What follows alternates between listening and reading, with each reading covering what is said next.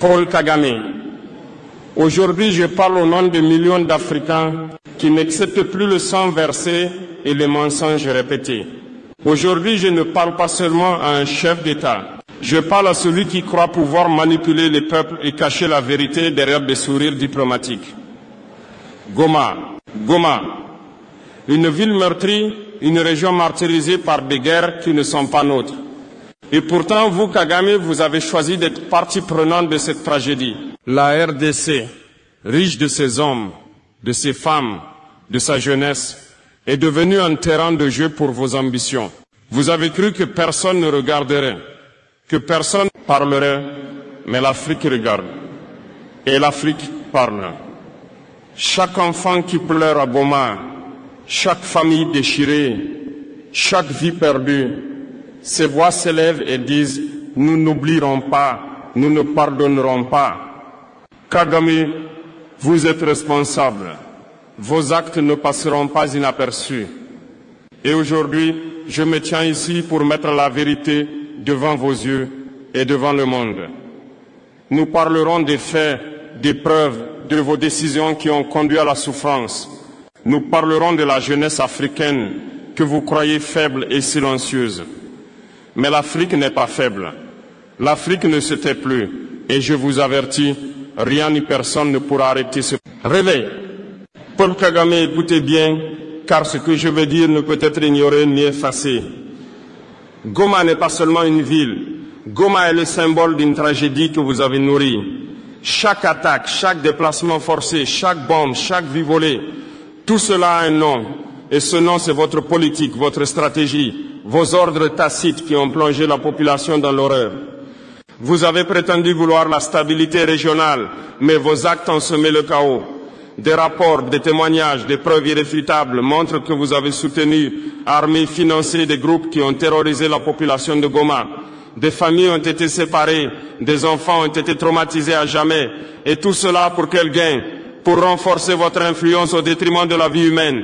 Paul Kagame, regardez ces visages. Ces hommes, ces femmes, ces enfants ne sont pas des chiffres sur un rapport diplomatique.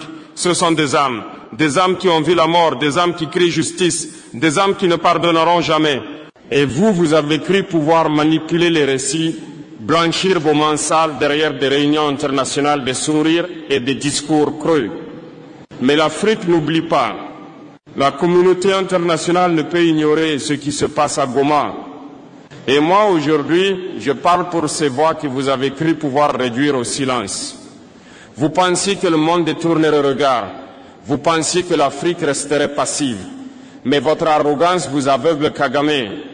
L'heure de la vérité est arrivée. Chaque acte, chaque choix, chaque stratégie que vous avez menée sera exposée, analysée, compris. Et les peuples d'Afrique verront qui est derrière ce sang versé. Vous devez savoir que l'Afrique se réveille. Les jeunes ne se contentent plus de regarder. Les peuples n'accepteront plus la manipulation, la violence et l'injustice.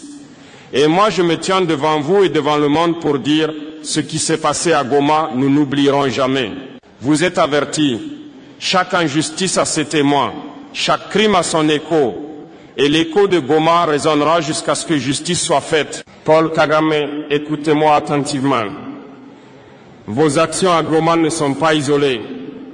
Elles ont des répercussions qui dépassent la RDC, qui dépassent même la région des Grands Lacs. Elles menacent l'équilibre de toute l'Afrique centrale et dressent les peuples les uns contre les autres. Comme vous avez choisi de manipuler les conflits à Goma, vous n'avez pas seulement attaqué une ville. Vous avez attaqué la souveraineté de la RDC. Vous avez fragilisé les institutions. Vous avez semé la méfiance entre frères africains. Vous avez joué avec le sang, avec la dignité, avec l'avenir d'un peuple, et vous avez cru que personne ne réagirait. Mais l'Afrique se réveille. L'Afrique refuse d'être le terrain de vos ambitions.